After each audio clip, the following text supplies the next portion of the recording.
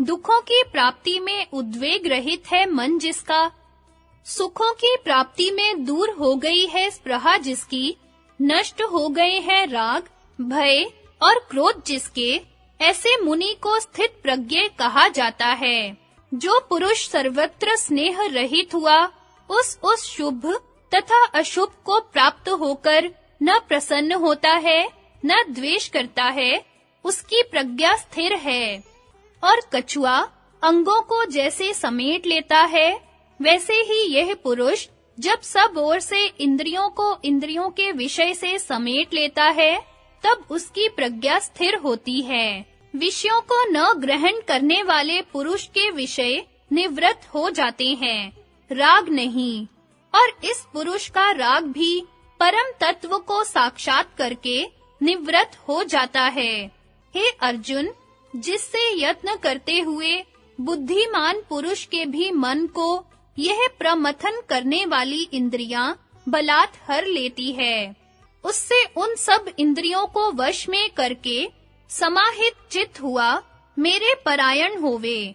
क्योंकि जिस पुरुष के इंद्रियां वश में होती हैं, उसकी ही प्रज्ञा स्थिर होती है। सर्व प्राणियों की जो रात है, उसमें संयमी समाधिस्थ जागता है, जिसमें अन्य प्राणी जागते हैं, वह तत्व को जानने वाले मुनि के लिए रात है। अर्थात सुषुप्ति अवस्था में सब प्राणी तमोगुण के प्रभाव से अंतर्मुख वृत्ति होकर हृदयाकाश में आनंदमय कोश में रहते हैं। तमोगुण के अंधकार के कारण ब्रह्मानंद में रहते हुए भी वे उससे वंचित रहते हैं, जैसा कि उपनिषदों में कहा गया है। सुषुप्ति में ये सारी प्रजाएं सत ब्रह्म में रहते हुए भी नहीं जानते कि हम ब्रह्म में स्थित हैं।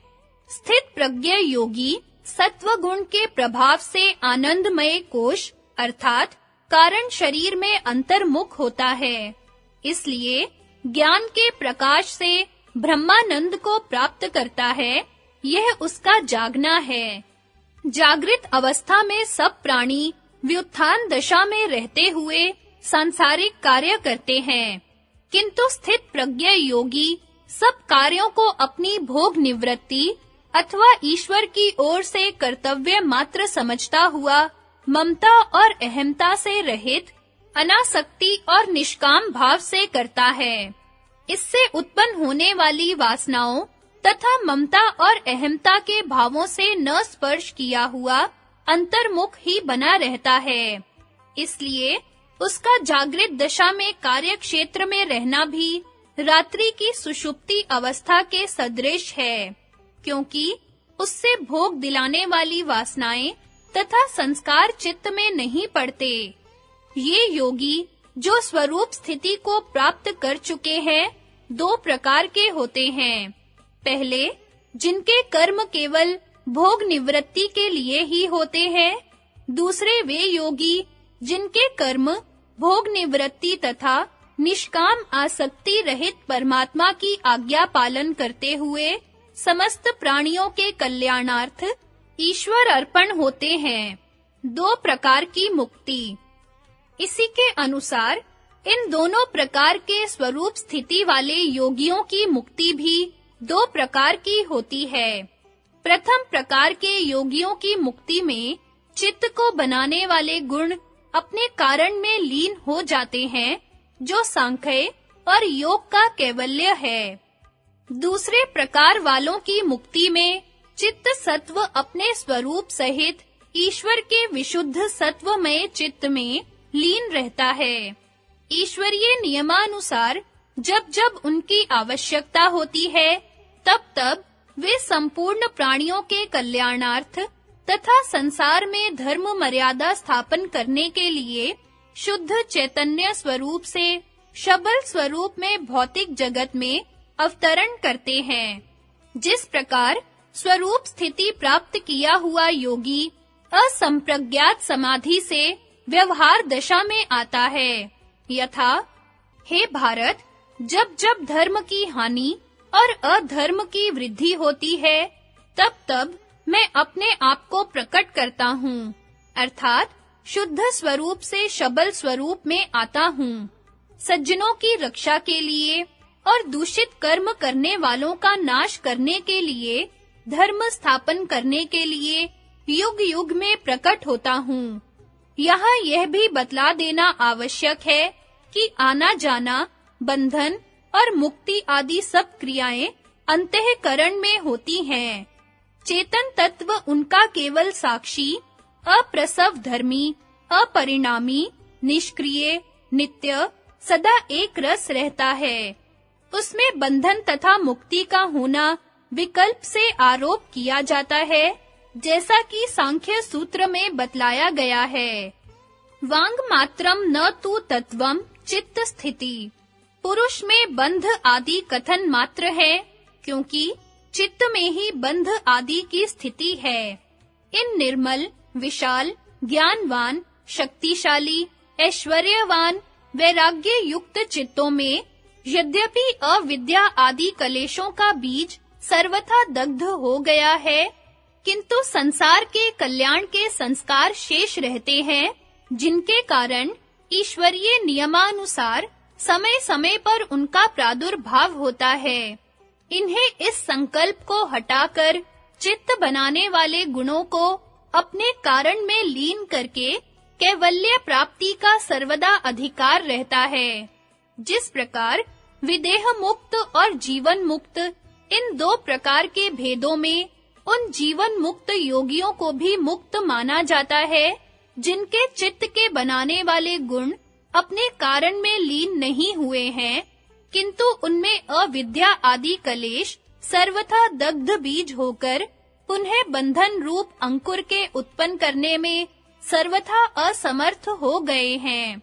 इसी प्रकार यहाँ भी मुक्ति के इन दोनों भेदों को समझ लेना चाहिए। उपसंहार। पूर्व अधिकार किए हुए योग का लक्षण, चित्त वृत्ति निरोध, इन पदों का व्याख्यान, अभ्यास और वैराग्य रूप दोनों उपायों का स्वरूप और भेद कहकर संप्रज्ञात और असंप्रज्ञात भेद से योग के मुख्य और गौण भेद को कहकर योगाभ्यास को दिखलाते हुए विस्तार से उसके उपायों को बतलाकर और सुगम उपाय होने से ईश्वर का स्वरूप, प्रमाण, प्रभाव और उसका वाचक नाम तथा उपासनाओं को बतलाकर और उनके फलों का निर्णय कर, फिर चित्त के विक्षेप और चित्त विक्षेप के सहकारी दुख आदि को कहकर और विस्तार से चित्त विक्षेप आदि को हटाने वाले एक तत्व के अभ्यास, मैत्री, करुणा आदि और प्राणायाम आदि को कहकर तथा संप्रज्ञात, असंप्रज्ञात दोनों अंग रूप विषयवती व प्रवृत्ति आदि विषयों को कहकर और उपसंहार द्वारा अपने-अपने विषय सहित अपने स्वरूप और फल सहित समाप्ति को कहकर संप्रज्ञात और असंप्रज्ञात की समाप्ति कर सबीज समाधि पूर्वक निर्बीज समाधि कही गई है। यह उपसंहार केवल सूत्रों का है।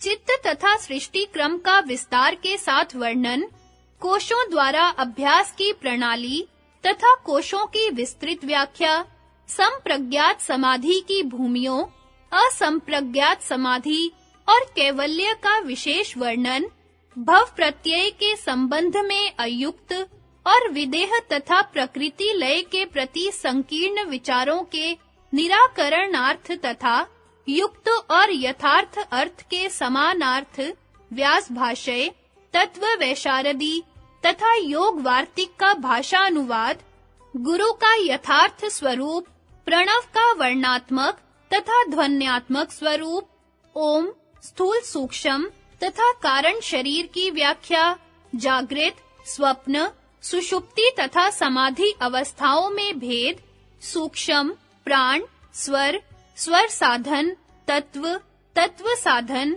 चक्र, चक्र भेदन, कुंडलिनी शक्ति, कुंडलिनी जागृत करने के उपाय, साधकों को आवश्यक चेतावनी और स्थित प्रज्ञा के लक्षण इत्यादि को भी उपसंहित कर लेना चाहिए।